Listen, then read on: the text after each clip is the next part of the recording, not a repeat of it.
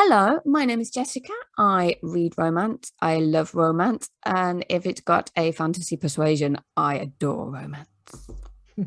Hi, I'm Emma, and yeah, we write the romance, read the romance, and love the fantasy and sci-fi romance. That's why we're here.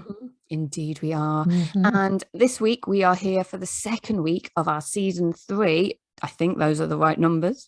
Yes, I think they are. Indeed, It's indeed. confusing. It I really don't is. know what I was day it going to is. say, Feels like a million years since we did the last I episode. Does it to know. you? Yeah, it really does. When I do the fun things, they seem to take like a long time to get done. All the mundane things just keep coming at me. So yeah, no idea.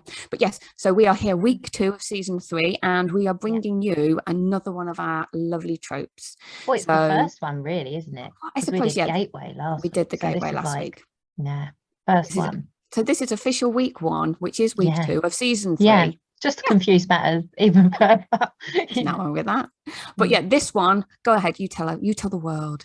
Okay, we've gone for war and politics Mm-hmm. because you get an awful lot of Yeah. fantasy and sci-fi romance books that are set around wars, or they've got political shenanigans going on in their made-up worlds or even in their current worlds, but because there's magic or something. So we wanted to explore some of those that we really enjoyed. Indeed, we do. So shall we get to it? We can indeed. Join us.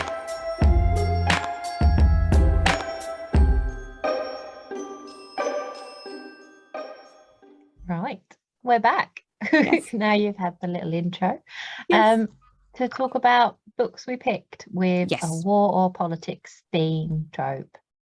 What did you pick? I've completely forgotten. Okay, so What's your my first one is Eternal Darkness by Stacy Reid. So Okay. yeah, so she is someone I found through historical actually. So yeah, she's somebody I just stumbled upon one day when I was having a moment away from my fantasy pool, and they were awesome. She had a series of like 15 books. I can't remember what I called. I write them down. That's it, Forever Yours, the Forever Yours series, and I just sort of engulfed these books within like a few weeks because it was so good. And then when you're kind of going through your KU or your Kindle, and it's like, you should try this, and then there's like a dragon on it, and then her name's on the bottom, and I'm like, oh my god, where have you been all of these last few weeks? So yeah, I kind of got it, and then engulfed that series as well. So yes, that's mine. Okay. Yeah, that was kind of like the thing with the Tessa Dare book last season. It was, having read and known that she delivered the goods in certain areas and then seeing hang on vampires. Yeah. Oh my it was god. like, yeah, obviously. Yes. No Yeah, brainer. Why is that not on my list at the top? Come on. Why have I never heard about this sort of thing? But, why didn't my friends tell me? But that's because there's not a podcast like this that we listen to. I know. Yeah. Because we make the podcast like we this have to make it. to tell you. Yeah. So my first one I'm going for, I'm being really sneaky already in this because I think we were choosing like a main one and then ones we mentioned, but my main one is actually a duology. Oh, no one really uses that phrase anymore. Duology. I've noticed. Yeah. Not as much as they used to. Yeah, they say trilogy or yeah. But anyway, it's the what's it called? Going well. What are they called? I haven't even put the names down. No, it's because I'm thinking of the second one. The Bridge Kingdom is the first, and then the Traitor Queen is the second. And obviously, I've read the Traitor Queen more recently, so that was what it was in my head. And I was like, it's not the Traitor Queen. It's not on. It's the other one. That's not right. And that is by Danielle, Jenson, I think. Yeah, there we go. I have to write these things down. Yeah, but they are written down. Remember. Yeah, and that one actually, what I say in that, what I just said, I heard about that through the Fated Mates podcast and went off and found it. I apologise. What a hypocrite. Yeah, there are places. There are places out there. From. Yeah.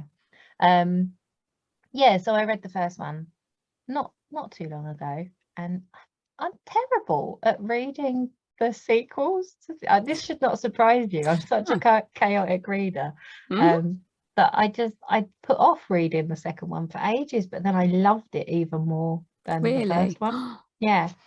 So maybe that's a good thing then, that you can kind of have that moment and that time in the middle to actually love it even more. Maybe. Yeah, I think so. And when I talk about it, I'll explain a bit of why I think I liked one more than the other, but obviously they do go together very much. Okay. You have to have them together. It is one of those stories, but it warrants it. It's not the kind of thing where they've split it into 2 books and you're like, oh well, it could have just been wrapped up in one. Yeah, draggy.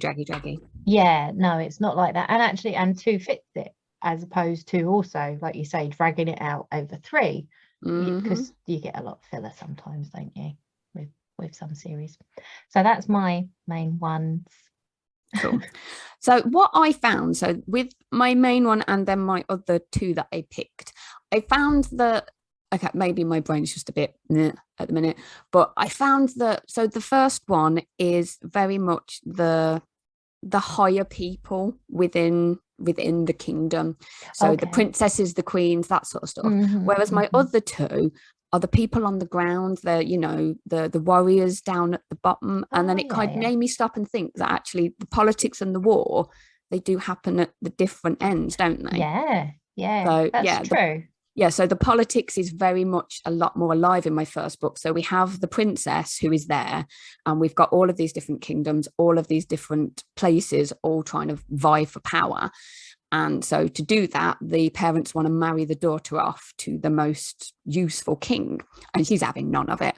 So she's trying to find a way out of it. And we come into the book and she's trying to seduce another person to try and lose her innocence. I think she said it's the 5th one that she's trying to seduce to kind of not deal with this king who's coming soon to marry her off.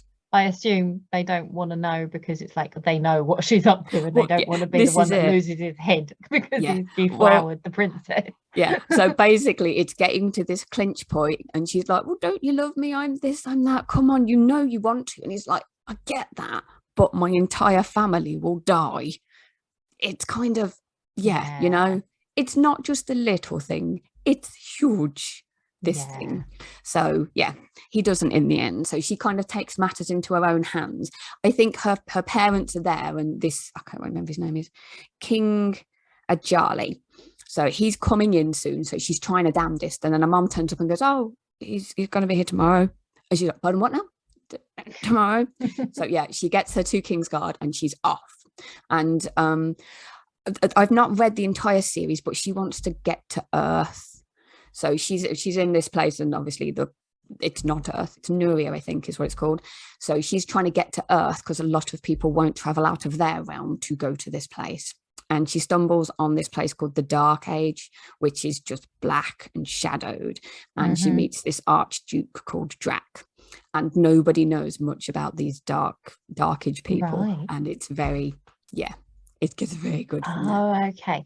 So it's not like an arranged marriage and that's the focus, because quite often you get that. That's it, the 2 together, and then it's perfectly this is her enemies to lovers of it.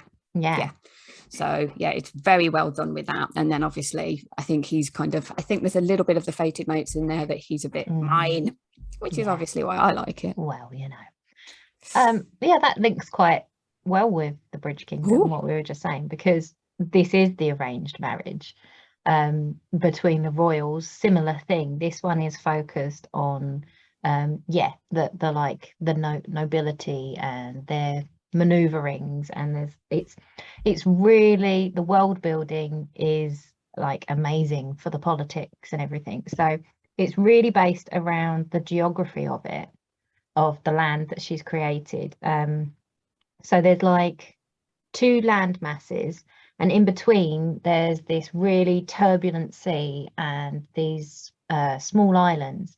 And what's happened is they've built a bridge, like an impenetrable bridge. Nice. That is the Bridge Kingdom, and they use that to move goods between the 2. So it's how they survive. You know, certain things don't grow in some places, certain things, but it's to do with taxes and tariffs as well. And you know, who holds the bridge has a lot of power. And they keep themselves, I think they're called the Ifakanans or something, and they keep it completely secret. This bridge is like it's like a tunnel, like a solid stone tunnel, super thick, that goes over, and all of them they all wear masks, so you can't see what their faces are, and they like only allow certain people to travel through it, the merchants and things. They can use the sea at certain times, but then and other times of the year it's just a death trap. It's hurricanes and sharks, and also there's another kingdom that attacks at different times. So on the lower kingdom, I forget what it's called. What's it called? Maradrenan. There we go. That's where there's a king, and he's arranged a marriage to the heir to the throne of the Bridge Kingdom, who's now the king for when he becomes king, because his parents have died. I forget how. Probably murdered. You know, it's fantasy. It's always the way. Assassination. It's what you need. What he's done is, this is a fabulous fantasy romance trope. He's trained. He has 16 illegitimate daughters. He has secret illegitimate daughters that he's put out in the desert to train them to be an assassin, and the best one will be picked to marry the king so she can spy and kill him. Like Miss Congeniality sort of thing going on. Yeah. And we meet Laura. She's the heroine, and she's with all of her half sisters, and it's really clever how you meet her, and it's the day when they're going to announce which one's going to be the one to go and marry him, and they all think it's going to be this other person. So they sit down to this meal, and Laura's basically poisoned all her sisters, so she's the one, because she knows that every other one, like the one that isn't chosen, all the other daughters will be killed. Her father is completely ruthless, obviously, and insane. Kind of. But you find out quite quickly that she hasn't poisoned them and killed them. She's poisoned them to look like they're dead. So she saved them. Yeah. Which is nice. It's a nice introduction to her. Yes. Because in the weirdest possible way. Yeah. It's lovely. She's quite a hard character to like. I think this is one of the criticisms that's been, but it completely makes sense. I mean, she goes in to do her job, to do the spying and to do the assassination eventually and stuff like that. And obviously Aaron is the king, and you see their growing relationship in that typical forced proximity, arranged marriage way, which I love that. But she's been completely indoctrinated into thinking that they are terrible people and that they deserve this to happen. So she's and she's been trained to be an assassin, so she's completely ruthless. And you see her grow, and that's why I think I enjoyed the second book even more, because by that point obviously she is the traitor queen, so that gives away a little bit about what happens in the Bridge Kingdom. But it's like a major grovel book. Oh, is it? Yeah, it's major grovel, but also it's very exciting, and it wraps up all of the political stuff, and all of the blinkers have come off, and all of the tension. You get like lots of tensions with war or politics in books where they're trying to avoid wars and stuff. Yes. And all of those tensions have come to a head, and then they're going to try and fix it and overthrow for the people that deserve it, and put things to right. And also it's just got like a really cool like adventure aspect as well. You get to see different parts of the kingdom, so it's really cool. It's worth it. Good. Yes, I like it overall. Yes, this is the sort of stuff that you get with the people sort of miss it with, because you say romance with it, that it's like you don't get to see all of that epic world building, but with the politics and stuff in it, you get so much of it. Because I remember doing a course years ago, and somebody sitting going down to the bare bones of like the monetary things that they have, so what coins they have, how much something is worth, and then going into trade, and there's so many of those little things that people just slide in so well. It's clever. It's one of those things where I try and write stuff like that, and then I'm like, I have to invent a thing that goes here, but now it has to make sense. This is quite hard. There's quite a lot to think about. So I do really appreciate it when I read it in books that do it so well and have thought through such clever things. I'm like, wow, they've really gone to the nth degree with building this world. You can see the difference between someone who's really thought about it and then someone who's like, oh, well, I just put in something there, because you Yes, come away you like, know. what? Why do they do that then? Why that doesn't make sense? It's that level of plausibility that kind Yeah. of has to be there. Well, this is it. When you mention trade, that's it. And it's like there's so many layers on that I can't even, my brain struggles to kind of grasp them all. So when people do, blown away. Love it so much. Yeah, I don't understand like normal economy. And then no, especially the British economy at the minute, I have no clue. Mm-mm. I know it's not great. That's about my limit. Another appeal to fantasy. You can put it down, put it away. Yeah, really, I can. Yes. Get your drachma. I can deal with this. Cool. So I'll do a second choice because you've just done so. So I'm gonna not try and beat around the bush too much using the same authors, but I am a little bit, because this is what pulled us into it, so we kind of have to. So if you watched season 1, you know that we did Pestilence, and this is on the back of that. This is the second book in the Four Horsemen series by Laura Thalassa, and this is War, because it kind of has to be. Yeah, I mean, we're doing war and politics. Yeah. How could you not pick war? Yeah, what are we doing? Pretty on the nose there. Basically, this person who is just war. And this is it. This was what I liked when I was reading them, that this was all the kings, the queens, the sages, the scholars all coming out with stuff in the first book. And then you've just got actual war. There is no thinking, there's no structure. It is just him. That is his one task in life. People did wrong. God has sent these people down to cleanse and to clear the earth, and that is his task. So it was just epic. It's my favorite, I think, out of the 4, which in theory should be Death, but it's not. See, again, another series I haven't finished yet. It's on my list. I'm like, I think it's like I save them sometimes. I'm like, I'll keep that in my pocket for when I'm like in the mood and I know exactly what I want. I know I'm going to get it from this series or this author, and then I don't. I instead I go and buy like 10 books in the Kindle deal or something, and then read one of them. Then Christmas comes and I've got more vouchers, and then I get more. This is it. Shameful.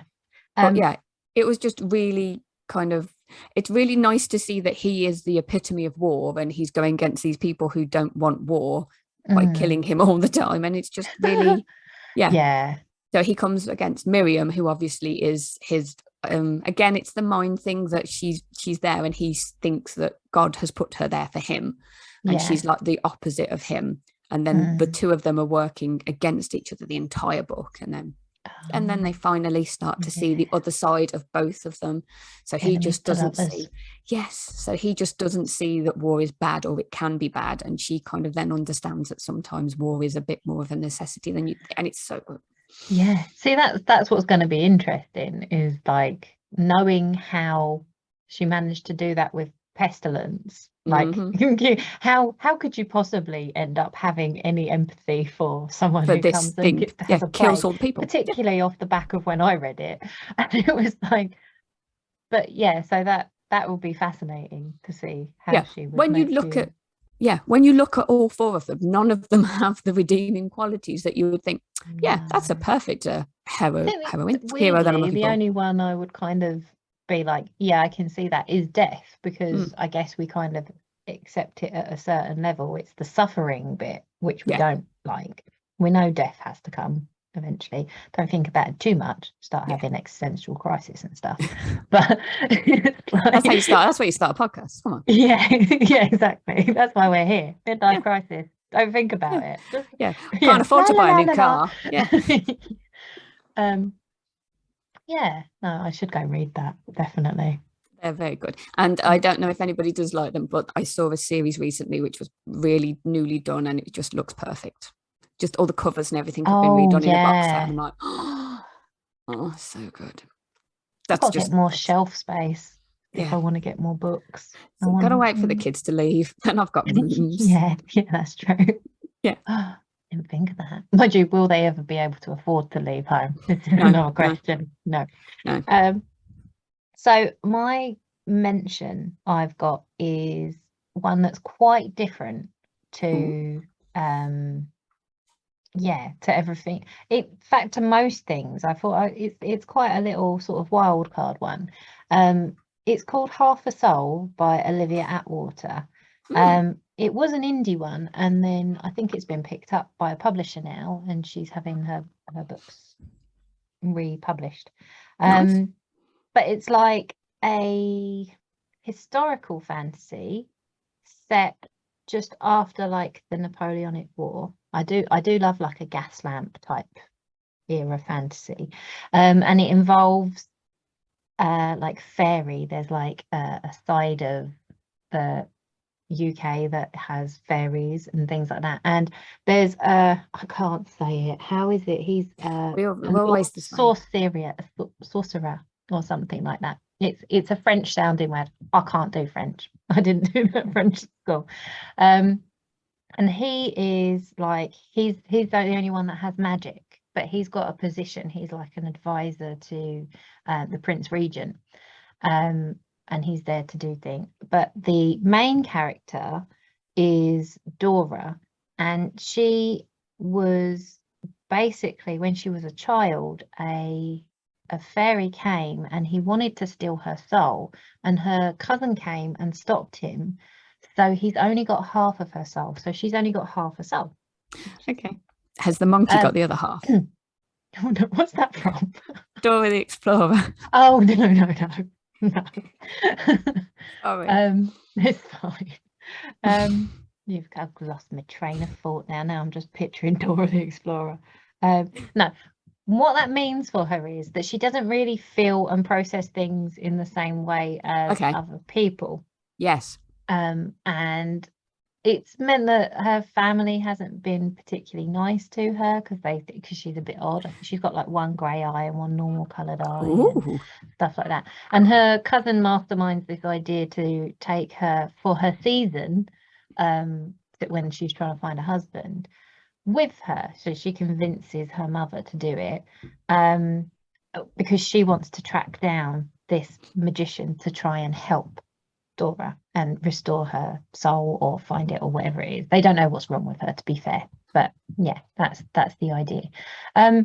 What is cool about it in terms of politics, I know you're like listening like, what's this got to do with anything? No, it's politics fine. But because he was part of the fighting the war against the French and stuff, and he's come back, and what it actually explores as they get to know each other is the politics of like the empire and the class system, and it really uncovers that and how he's so angry about it, because she obviously can't feel anger in the same way. But yeah, it really like digs into that kind of helplessness you sometimes feel about things being unjust and what you can do to help. And it's really, on lots of levels, that's just like one of the themes that it does, because I think it's also got like other stuff to do with, like, you know, how we treat people who don't process things the same as us and how they can be ostracized. But it doesn't, you know, it's a really clever, delicately written book, but it's also quite funny, and it's got lots of magic, and it's got great imagination. So it's like, when I found that one, it was like a real little gem. So I wanted to suggest. I was going to say, that sounds awesome. It is. It's an awesome little book, definitely. Definitely yours always seem to delve deeper into things than mine do. Not really. Different levels, different places.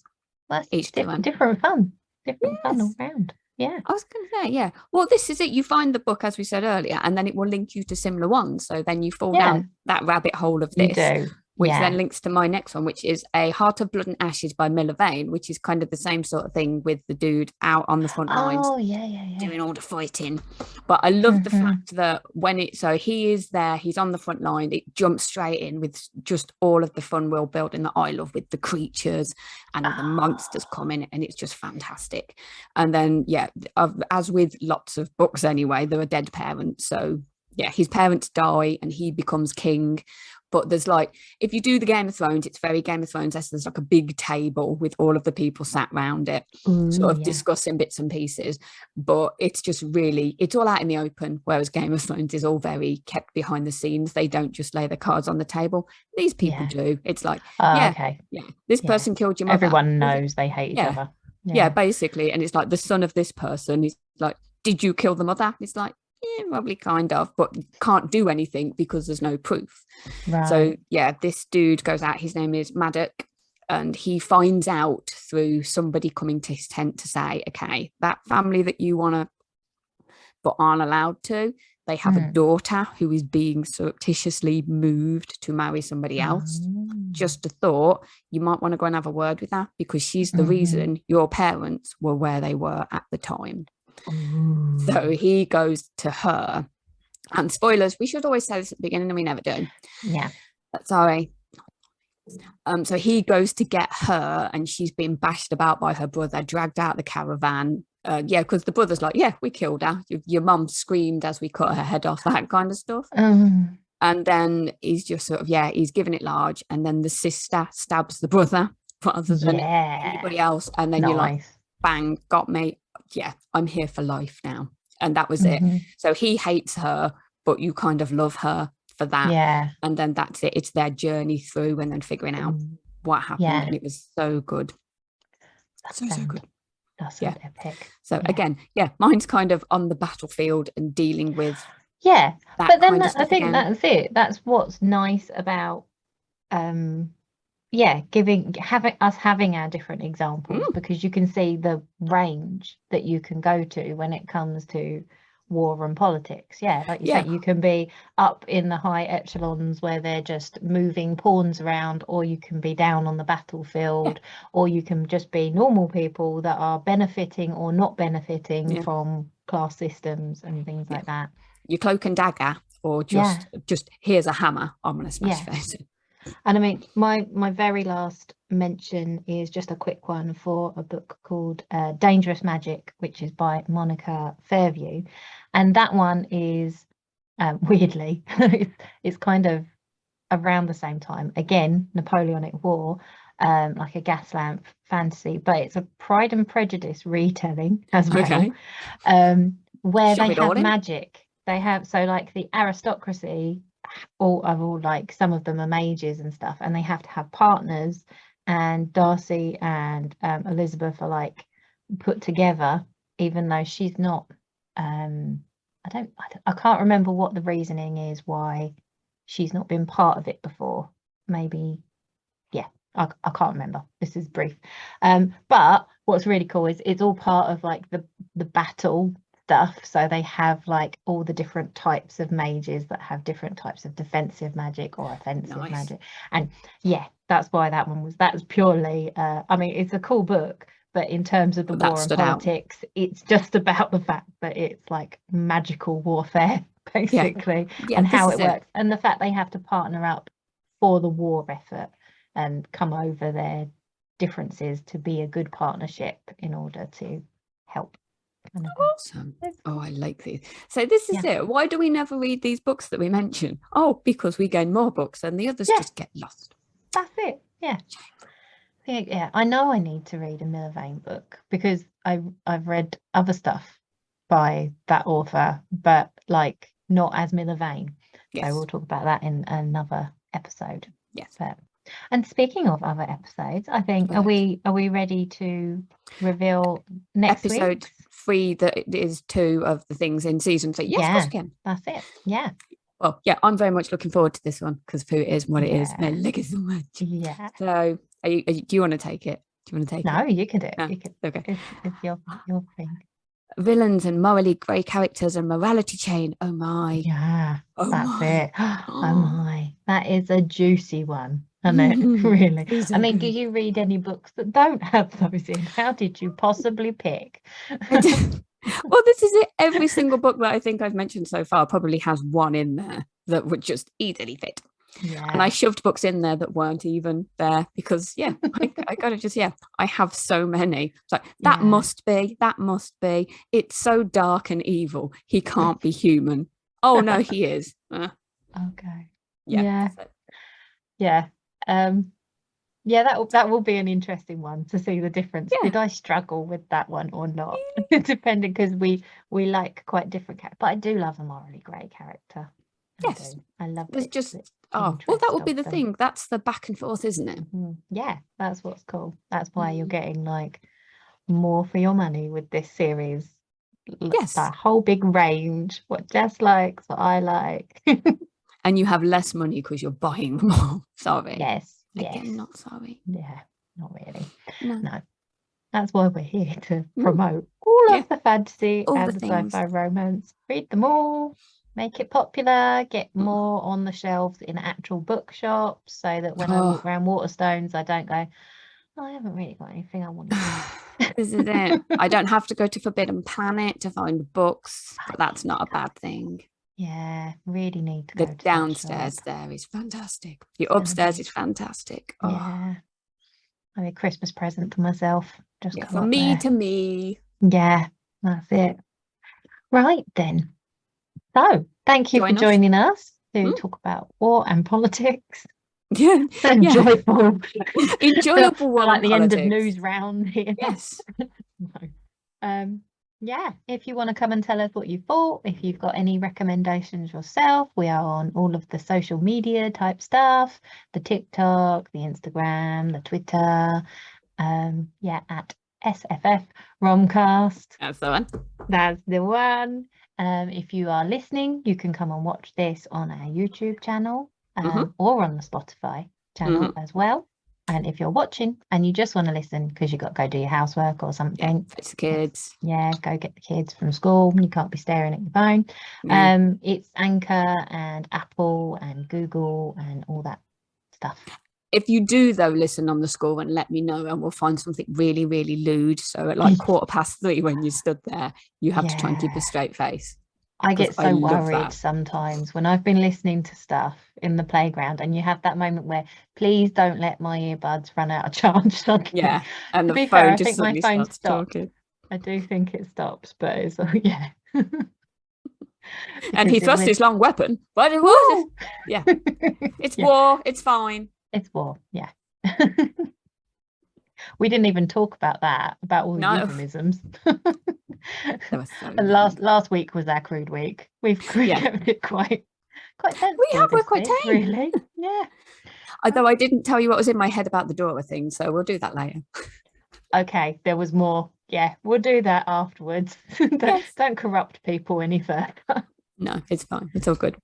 Okay. Well, hopefully you'll join us next week. Indeed. Till next week, people. Be good. Bye.